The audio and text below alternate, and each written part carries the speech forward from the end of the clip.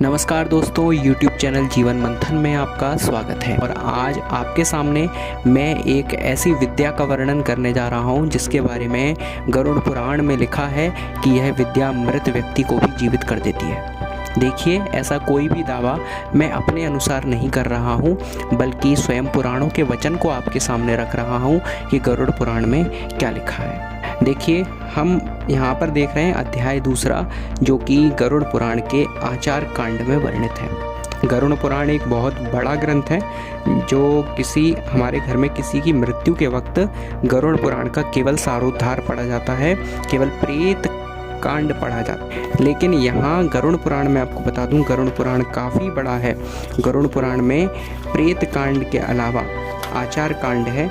आचार कांड के बाद गरुड़ पुराण में धर्म कांड यानी कि प्रेत कल्प है, फिर ब्रह्म कांड है, यानी कि 1/3 पार्ट ही जो है पढ़ा जाता है किसी मृत आत्मा के उद्धार के लिए। हम जान लेते हैं कि ये गारुड़ी विद्या क्या है, गारुड़ी विद्या का वर्णन कहाँ पर है, कैसे है और इसका फल क्या बताया गया है गरुड़ पुराण के अंदर। यदि ऐसा संभव हो और कोई साधना कर सके तो निश्चित ही गारुड़ी विद्या को फलीभूत करके उसका लाभ उठा सकता है।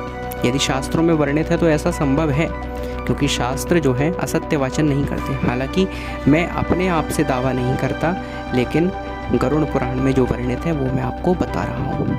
तो चलिए अध्याय 2 में देखते हैं क्या लिखा है।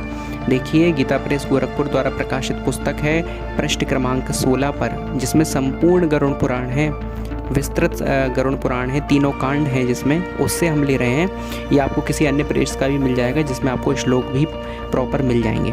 तो चलिए आज हम देखते हैं कि इसमें क्या बताया गया है। देखिए, सबसे पहले तो इसमें गरुड़ पुराण की वक्ता और श्रोता परंपरा क्या कह रहे हैं। गरुड़ जी सबसे पहले भगवान विष्णु से प्रार्थना कर रहे हैं कि हे हरि, नागों ने मेरी माता विंता को दासी बना लिया है। हे देव, आप प्रसन्न होकर मुझे यह वरदान प्रदान करें कि मैं उनको जीतकर अमृत प्राप्त करने में समर्थ हो सकूं, यानी नागों को मैं जीत सकूं।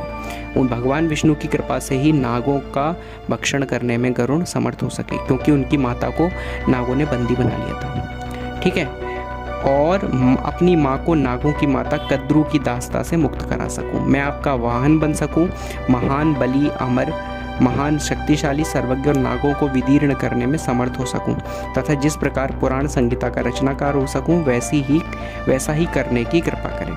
तो यहाँ पर गरुड़ ने ये सारी प्रार्थनाएं भगवान विष्णु से की हैं सृष्टि की शुरुआत में।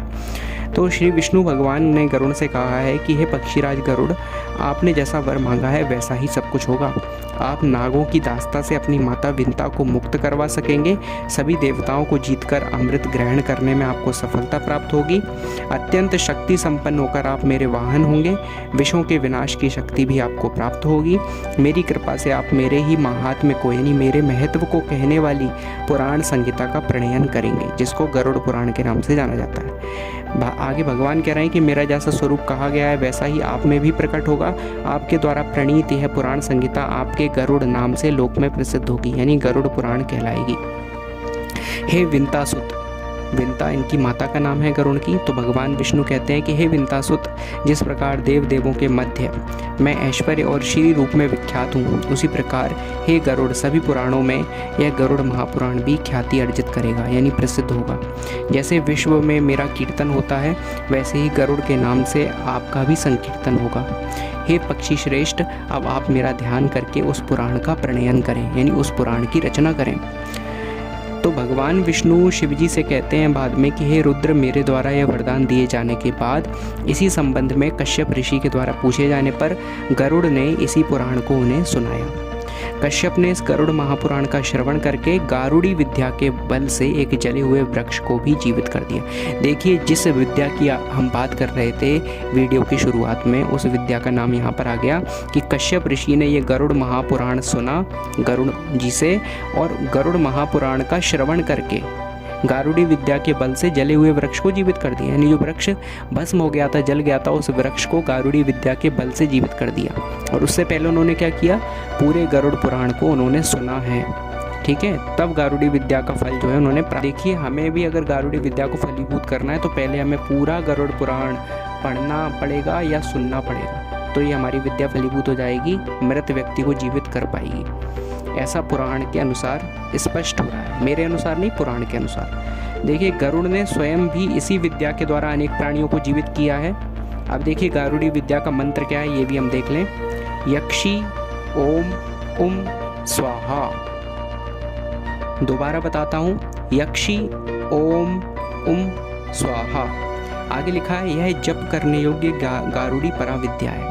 हे रुद्र, मेरे स्वरूप से परिपूर्ण गरुड़ द्वारा कहे गए इस गरुड़ महापुराण को आप सुने। इस प्रकार दूसरे अध्याय में ये बात कही गई है। यहाँ पर जप संख्या निर्धारित नहीं है कि इस गारुड़ी विद्या का जो मंत्र है यक्षी ओम उम स्वाहा, उसको कितने बार जपना है, ये यहाँ पर इस अध्याय में स्पष्ट वर्णित नहीं है। तो हम इस मंत्र का जाप यथाशक्ति कर सकते हैं, लेकिन उससे पहले हमें ये गरुड़ पुराण जो है पूरा सुनना पड़ेगा। और यदि हम पूर्णतः ब्रह्मचर्य का, पूर्णतः नियमों का पालन करें, शुद्ध भक्ति भगवान विष्णु की करें, गारुड़ी पराविद्या फलीभूत हो जाए। मैं नहीं कह सकता, दावा नहीं कर सकता कि आज के समय में संभव है या नहीं, आज के समय इतनी शुद्धता है या नहीं, लेकिन हाँ, शास्त्र में वर्णित है। मैं इतना ज़रूर कह सकता हूँ कि गरुड़ पुराण में ये विद्या वर्णित है, जिसका मंत्र है यक्षी ओम उम स्वाहा। लेकिन इसको सिद्ध करने के पहले आपको पूरा गरुड़ पुराण एक बार किसी शुद्ध भक्त के द्वारा सुनना पड़ेगा या खुद पठन करना पड़ेगा। लेकिन गरुड़ पुराण सारोद्धार प्रेतकल्प नहीं, वो तो 1/3 हिस्सा है। आपको पूर्ण गरुड़ पुराण लाना पड़ेगा, जो गीता प्रेस गोरखपुर से प्राप्त होता है, अन्य प्रेस से भी प्राप्त हो जाएगा, जिसमें तीनों कांड होने चाहिए, आचार कांड, ब्रह्म कांड और ज्ञान कांड। ये 3 कांडों में गरुड़ पुराण है, तो आपको ये पूरा लाना पड़ेगा। और इसके बाद इसको पूरा पढ़ने के बाद, पूरा सुनने के बाद फिर आप जो है इस विद्या का जो है साधन कर सकते हैं, साधना कर सकते हैं। और फिर भगवान विष्णु से प्रार्थना करें तो हो सकता है ये गारुड़ी पराविद्या जो है फलीभूत हो जाए, सिद्ध हो जाए।